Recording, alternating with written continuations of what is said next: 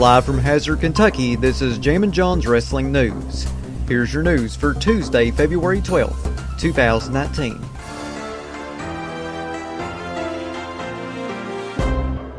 We start off with some tragic news in the professional wrestling world. Former WWE announcer Hugo Savinovich revealed on social media that former WWF champion Pedro Morales has passed away at the age of 76. Morales has been battling Parkinson's disease in recent years. Morales was the first man in WWE history to become a Triple Crown winner by holding the WWF title, the WWF Intercontinental Championship, and the WWF Tag Team Championship. Morales was inducted into the WWE Hall of Fame in 1995. And on behalf of JJWN, I want to wish condolences to Morales' family and friends. He was an incredible professional wrestler, one of the greatest professional wrestlers of all time, no doubt. I loved his match against Ivan Koloff back in 1971 at Madison Square Garden. It was when Pedro Morales first became WWF champion. And man, it was such an awesome match to see. It's on the Madison Square Garden DVD. Bruno Sammartino comes out right after the match is over and like raises his hand and stuff. And man, yeah, Pedro was a really good guy and he was a really amazing wrestler. Today, I want all of you to go on the network or go on YouTube and watch some of his matches, especially that match from 1971 against Ivan Koloff. So once again, condolences to Morales' family and friends. Puerto Rico has lost one of his favorite sons today. The Charlotte-Becky angle from the end of Monday Night Raw last night has gotten largely negative feedback from fans online. The YouTube video currently has 16,000 likes, but has over 40,000 dislikes as of this reporting. Here's some of the reactions from fans on Twitter. Sleepy tweeted, WWE, you're already authority now. Us, we want Becky versus Ronda one-on-one at WrestleMania. WWE, no, you're getting Charlotte, damn it. Kyla tweeted, so Charlotte got a one-on-one match with Ronda. Sasha got a one-on-one match with Ronda. Bayley got a one-on-one match with Ronda. And Becky is the only one of the four horsewomen to not get that one-on-one match. Unbelievable. Jack G. King tweeted, mixed feelings about the ending of Raw. On one hand, replacing Becky with Charlotte is only going to build hype for Becky. On the other hand, what's the point of the Royal Rumble or any wrestling if Vince can just deny people whenever he wants? Tim Flowery tweeted, I guess we're getting the Becky has to earn her way back in storyline. This company is so up Charlotte's butt, it is sickening. And Daleks Man VX tweeted, WTF. So Becky apologizes and Vince McMahon just suspends her anyways. And then he just inserts Charlotte Flair into the match out of nowhere just because F this show, LOL. I think it is so amusing how many fans are genuinely angry about this whole thing. Like, you realize this is a work, right? This whole thing is a work.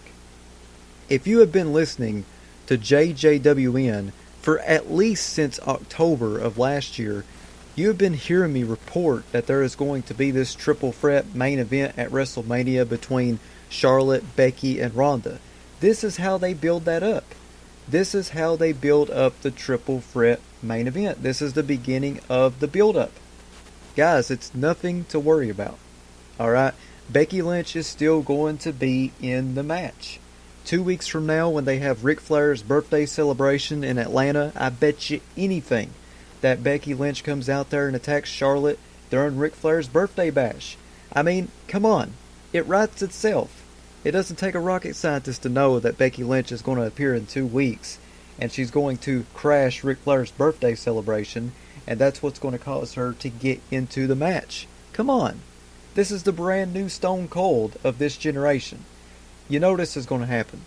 And there were so many marks last night that were saying really idiotic stuff like Vince McMahon needs to die and the company would be better when Vince passes away. You know, the thing that CM Punk said a couple years ago. The thing is that Vince McMahon, despite what you say, is a genius still.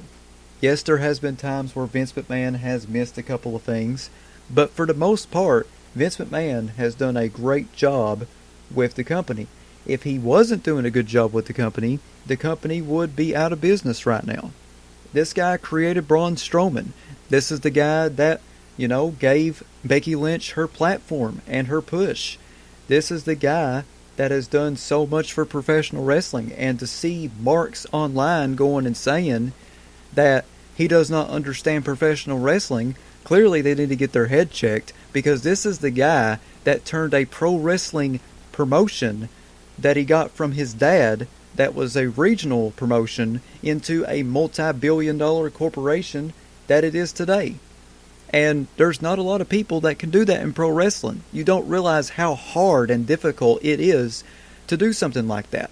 If it wasn't hard and difficult to do something like that, there would be many promotions that would be making billions of dollars, like how the WWE is. And I'm not trying to dodge and say Ring of Honor and New Japan and all them are not successful or they don't make a lot of money, because they do.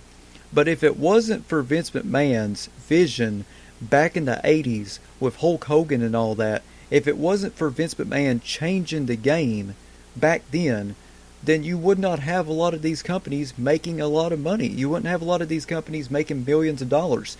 Companies were making a lot of money back in the day, but they were not making the amount of money that they are now, and that is because of Vince McMahon. At the end of the day, this man is a creative genius when it comes to wrestling. This guy's been around pro wrestling literally his entire life. Okay, don't go and say that he does not know what pro wrestling is, because this guy has literally grown up in it. Okay, this is the man that invented Hulk Hogan. He invented the Ultimate Warrior. He invented Stone Cold Steve Austin, The Rock, John Cena, Braun Strowman, Roman Reigns, Dean Ambrose, Seth Rollins. This is the guy that gave them a platform, a bigger platform than what they had, and made them a lot of money. And he's also one of the very, very few bookers, if not the only one, that you could call up at 4 a.m. with an idea and discuss it with him. So, no, this man's dedication into what he loves to do is beyond all means. And if you really think that this man cannot understand pro wrestling after everything that he has done for pro wrestling, then you're not a wrestling fan. I'm sorry, but you're just not. You guys going and saying this stuff about him, crapping all over him and stuff, shows that in his age, his old age of in his 70s, this man can still play you like a fiddle, because that's what he done. He fooled every single one of you. Becky Lynch is still going to be in the main event of WrestleMania. It's all a work. And you're working yourself into a shoot, brother. That's what you're doing. And for the ones that's going and saying, oh, well, I don't want this triple threat. It shouldn't be a triple threat. It should be a one-on-one. I can understand why some people want it to be a one-on-one match. I know there was a lot of people that had their hearts set on it being a one-on-one match. But it's still going to be a good match. No matter what. But for the ones that's going out here and saying, oh, well, I'm not going to watch WrestleMania and I'm not going to watch WWE anymore because they're doing a triple threat and they're forcing Charlotte down our throats. That's the ones that are unhappy no matter what. You cannot please them no matter what you do. Okay? Charlotte Flair is an amazing wrestler. I don't care what anybody says. She is an amazing wrestler. And it's not nothing to do with her dad. She's not in there because of her dad. Because if that was the case, David Flair would be WWE champion. Alright? If that was the case, if it had something to do with Ric Flair, then his son David would have became a big star in WWE. It's talent. It's talent. That's what it is. Alright? Charlotte Flair has talent. Charlotte Flair can work a microphone. She can work a crowd. She can work a match. She's incredible at it. You've seen the stuff that she's done before. You've seen the moonsaults and the submissions and stuff that she's done before. She's got talent. So yes, she does deserve to be in this match. She does. That's just my 2 cents. And I'm sticking with it. But I just think it's funny that so many people literally got legit mad over a work. I've been talking about this match since October or November of last year. How did a lot of people miss not knowing this? In this age where the business is literally exposed to the core and the threads through these wrestling news websites and stuff, people still bought it, which is great. That's pro wrestling. That shows me that pro wrestling is still marketable and successful. Because Vince made you buy it. That's pro wrestling. One-on-one. Like I said, that's my 2 cents. I'm sticking with it. Staying on the topic of Charlotte and Becky, Dave Meltzer of F4WOnline.com noted the following regarding the Charlotte Flair Becky Lynch angle from last night. Dave Meltzer said, the interesting thing here is that a lot of people think that Vince is doing this because he's playing off the internet, feeling that Charlotte is the company person and all that, so to get heat with people in that way, but in fact that's not the case. It's just the story that was written before any of that stuff happened. So it wasn't even that they were expecting it, it just worked out in their favor. This thing has basically been laid out a long time back. So there you have it. There you have it. Like I said. Thanks to J.V. Marnix for the quote. And of course Becky responded to the end of Raw last night with the following tweet on Twitter. Complete and utter bullcrap. Though she didn't say bullcrap. Gotta keep it PG. It's all to work this story and to play it. Come on. Don't work yourself into a shoot. And with more on the topic of playing that character during the storyline, Ronda Rousey and Charlotte Flair reacted to Charlotte being Becky Lynch's replacement at WrestleMania. Ronda Rousey wrote on Instagram, "This isn't what's best for business. This isn't what's in demand. I have no idea what the hell this is. Vince McMahon doesn't even believe in his own girl, Charlotte. If he didn't make us the main event of Survivor Series, he's sure as hell not making us the main event of WrestleMania. The women's evolution was robbed tonight." Charlotte said, "Wow, I didn't realize that so many of you didn't want me in the match. Taking that into account, I'll be asking management to remove me effectively immediately. JK, I could not possibly care less what you think." Heel character. That's what it is, folks. For those of you that don't know, that's her playing a heel on social media. I see independent guys doing that all the time. It just baffles me, man. Wow. That so many legit got mad over that. It just baffles me. Okay, I'll stop talking about it. In other news, Cody Rhodes noted on Twitter with a photo that he had successful knee surgery today. Cody Rhodes tweeted, "Surgery completed, went smooth, back to work. Cowabunga, I guess." And that's really awesome that Cody's surgery went well. I wish him nothing but the best. Can't wait to see what All Elite Wrestling is going to be like here in the next couple of months. Can't wait to see what he's going to do. I'm really proud of him. Also back in November, he noted the following about his knee.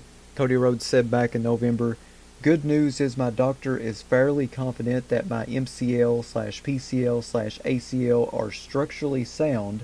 Bad news is the meniscus is fairly damaged, going to require a scope. No dates will be adjusted at the moment, and I'll definitely still compete in the Final Battle main event and at Wrestle Kingdom." I'm just really happy that he's doing okay and the surgery went well. Regards to another injury, Mustafa Ali is possibly being pulled from the Elimination Chamber pay-per-view. Dave Meltzer of F4WOnline.com reported that Ali suffered a concussion. This is what Meltzer said. So Mustafa Ali suffered a concussion on the show in Fort Wayne, Indiana. So that's the deal with Mustafa Ali. So in theory, unless he gets cleared on Tuesday because it's a concussion and you never know, in theory, if he doesn't get cleared on Tuesday, they will be forced to pull him from the Elimination Chamber match. You can't just risk the idea that he's going to be okay by Sunday. Plus, they're going to do this gauntlet match with everyone, so they need to plug someone in. Rey Mysterio and Andrade could possibly be your leading candidates for that spot. Thanks to RingsideNews.com for the quotes. And I also want to send good vibes and well wishes out to Mustafa Ali. It's a horrible thing dealing with a concussion, so I hope he gets better soon. Guy's got a lot of talent. And finally, here on Jammin Jon's Wrestling News, as you've seen on last night's WWE Raw, Dean Ambrose confronted Seth Rollins in the ring and stated, "I only got one thing to say to you, slay the beast." Apparently Ambrose was scripted to say more regarding Roman Reigns and the Shield, but decided to keep it short. Dave Meltzer of F4WOnline.com commented on the segment by saying, "Originally he was supposed to explain why he said slay the beast, but he didn't. So he just said slay the beast. You know, it was one of those, about it was the deal of whatever. We started together and blah blah blah, the whole Shield thing and Roman Reigns and all that, which makes all the sense in the world considering the turn and everything. I just gotta say that Dean Ambrose turn, in hindsight, the heel turn, it sure was a flop, wasn't it? That turn was ridiculous. I don't even know Well, I do know that they had something scripted and Dean wasn't feeling it, and Dean did what he did, and my God, it was so bad. Thanks to ringsidenews.com for the quotes. That is your news for Tuesday, February 12, 2019. Check back here tomorrow for another Jammin Jon's Wrestling News Flash Briefing on Amazon Alexa devices, Spotify, YouTube, Stitcher, and iTunes. Follow me on Twitter at John Caldwell, JONCOLWELL. Follow me on Instagram, the Jammin Jon. If you'd like to sponsor Jammin Jon's Wrestling News, or you're a wrestling promotion wanting to get your next big event out, you can email me, jzcaldwell@gmail.com. That's JZCOLWELL@gmail.com. Big shout out to Ryan Hurdle and Tony Nelson for subscribing to my Patreon. You too can subscribe to me by going to patreon.com/JamminJon. I have free packages on there ranging from free to $7. Not a whole lot of money. I would really appreciate it if you supported me a little bit financially. Once again, that's patreon.com/JamminJon. This is Jammin Jon saying thanks, goodbye, and I'll see you tomorrow.